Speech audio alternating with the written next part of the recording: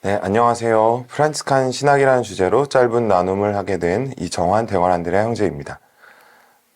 저 스스로 전문가라고 말씀드리기에 좀 부족함이 많지만 이 기회를 통해서 영상을 접하는 분들, 특히 프란치스칸 형제 자매님들께 신학적 성찰을 통한 영성적 풍요로움이 전해지기를 바라면서 이 나눔을 시작하고자 합니다.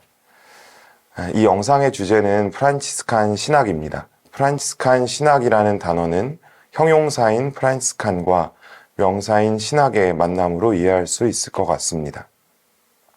즉 프란치스코와 프란치스칸들의 신학이라고 이제 개념을 정리하고 이 나눔을 이어가겠습니다. 그럼 이제 신학에 대해서 생각해 보겠습니다. 신학이라는 단어를 표준 국어 대사전에서 찾아보면 신이 인간과 세계에 대하여 맺고 있는 관계와 신을 연구하는 학문, 대개는 기독교 교리 및 신앙생활의 윤리를 연구하는 학문을 이른다고 정의하고 있습니다. 한편 가톨릭 대사전에서는 현대에 있어서 신학은 하느님이 계시하신 진리를 신앙과 이성으로 파악하려는 학문적 노력을 지칭하는 말이라고 정의 내립니다. 이렇게 이야기 드리면 좀 딱딱하니까 쉽게 풀어보겠습니다. 하느님을 이해하려는 인간의 노력은 그리스도교가 시작하던 순간부터 이루어졌습니다. 인간은 자신이 모르는 신비를 이해하기 원합니다. 궁금하고 알고 싶고 이해하고자 노력합니다. 하느님과 인간의 만남에서 시작해서 사랑의 관계를 맺고 살아가면서 내가 믿는 대상을 알고 싶고 이해하길 원하는 것은 너무나 당연한 일이라고 생각합니다. 그래서 교부들의 시대를 거치면서 신앙은 이해를 추구하고 이해는 신앙을 추구한다는 멋진 명제도 나왔을 것입니다. 각 시대마다 신앙인들은 그 시대의 사회적, 문화적 배경 안에서 당대의 언어로 자신들이 이해한 하느님을 설명했습니다. 그 가운데 성 아우구스티노, 성 토마스 아퀴나스 같은 우리가 기억하는 위대한 신학자들이 있습니다. 이렇게 하느님을 이해하고자 하는 그리스도인들의 노력은 초기 교회 시기를 거치면서 어느 정도 정리가 되어갔고 325년 첫 보편 공의회 혹은 일치 공의회라고 부르는 니케아 공의회를 통해서 그리스도인들이 믿는 신앙의 대상인 하느님이 어떠한 분이신지 정리가 되었습니다. 이것이 오늘날 우리가 매 주일 미사와 축일, 대축일에 바치는 신앙 고백, 즉 신경입니다. 어떻게 보면 신경은 이해를 추구하는 신앙이 낳은 신학의 결과물입니다. 그리고 이러한 이해는 다시 우리의 신앙 고백으로 신앙을 추구하고 있습니다. 이후 여러 세대를 거치면서 오늘날까지 이 신앙 고백을 바탕으로 이제 조금 더 하느님을 이해하고자 하는 학문적 노력들이 이루어지게 됩니다. 그럼 다시 프란치스칸 신학으로 돌아가 보겠습니다. 프란치스칸 신학이라고 하면서 앞서 말씀드린 것처럼 프란치스코와 프란치스칸들의 신학이라고 정리했습니다. 그런데 이런 의문이 듭니다. 프란치스칸 신학이 있는가? 이를 설명하기 위해서 제가 겪은 에피소드 하나를 말씀드리겠습니다. 제가 처음으로 로마의 저희 수도원 대학인 안토니아눔에서 수업을 들을 때 노 교수님께서 학생들에게 이런 질문을 하였습니다. 프란치스칸 신학은 있습니까? 이에 학생들의 의견이 분분했습니다. 이에 대한 교수님의 대답은 가능하기도 하고 아니기도 하다 였습니다. 우선 아닌 이유는 프란치스칸 학자들이 모두 같은 노선, 일정한 하나의 노선으로 자신들의 신학 체계를 펼치고 있지 않다는 점에서 아니라고 하셨고, 반대로 가능한 이유는 그럼에도 불구하고 프란치스칸이라는 하나의 큰 테두리에 묶을 수 있기 때문에 그러하다고 말씀하셨습니다. 결국 교수님의 답변의 맥락을 살펴보면 가능하다는 결론을 내릴 수 있습니다. 예를 하나 들어보겠습니다.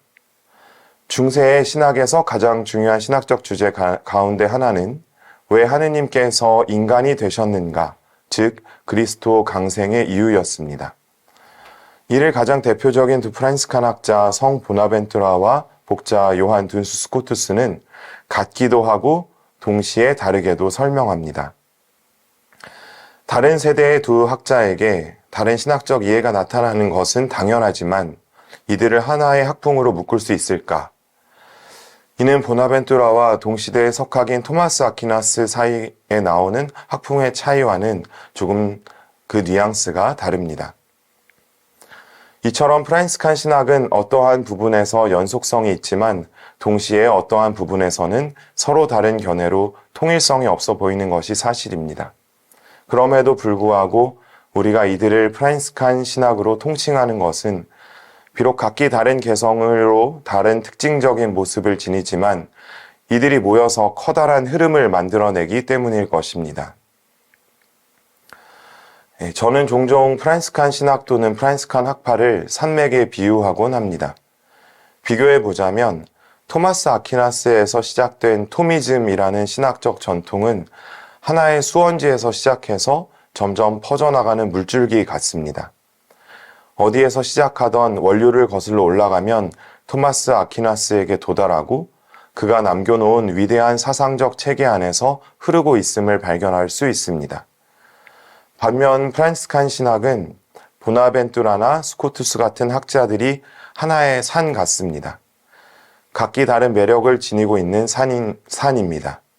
그리고 이 산들이 모여서 하나의 산맥을 이루고 있고 이들을 하나로 엮어주는 것은 프란치스코가 보여준 삼위일체 하느님 이해와 영적인 영감 그리고 프란시스칸 삶의 양식이라고 설명드리고 싶습니다. 비유해보자면 백두산에서 지리산까지 수없이 많은 봉우리들이 각기 다른 매력을 가지고 있지만 한반도에서 이 모두를 우리는 백두대간이라고 부릅니다. 비록 학문적 원칙의 산맥과는 조금 차이가 있지만 백두대간에는 한반도에 살아가는 이들의 혼과 삶이 담겨져 있는 것과 마찬가지라고 말씀드리면 이해가 쉬우실 것 같습니다. 그럼 다시 프란시스칸 신학을 조금만 더 들여다보겠습니다. 실제로 중세의 프란시스칸들은 전통에 충실한 수호자들이었습니다. 다시 말해 주류의 신학을 했던 사람들입니다. 동시에 엄청난 신학적 개혁을 일으킨 사람들이었습니다.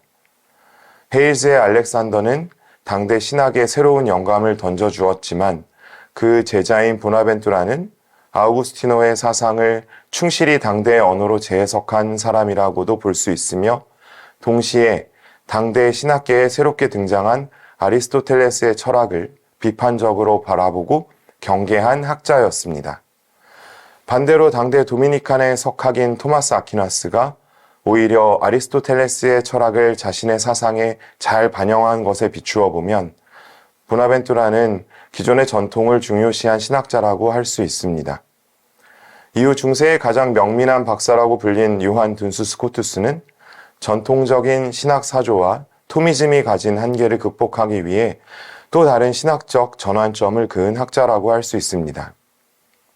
이후 너무나도 유명한 윌리엄 오캄에 이르러 신학과 철학은 온전히 다른 길을 걷게 되는데 이를 주장한 오캄 또한 프란시스칸이라는 점을 상기해 본다면 프란시스칸 신학이 얼마나 방대한지 그리고 이 신학적 흐름을 프란시스칸이라는 한 단어로 묶는 것이 얼마나 어려운 일인지 또한 미루어 짐작할 수 있습니다. 그럼에도 하나의 흐름으로 이해하기 위해 우선 우리는 이들이 어디에서 자신들의 신학적 성찰을 시작했는지 되짚어 보면서 유추해 볼 수 있을 것입니다. 오늘 첫 번째 영상은 여기서 마무리하도록 하겠습니다. 고맙습니다.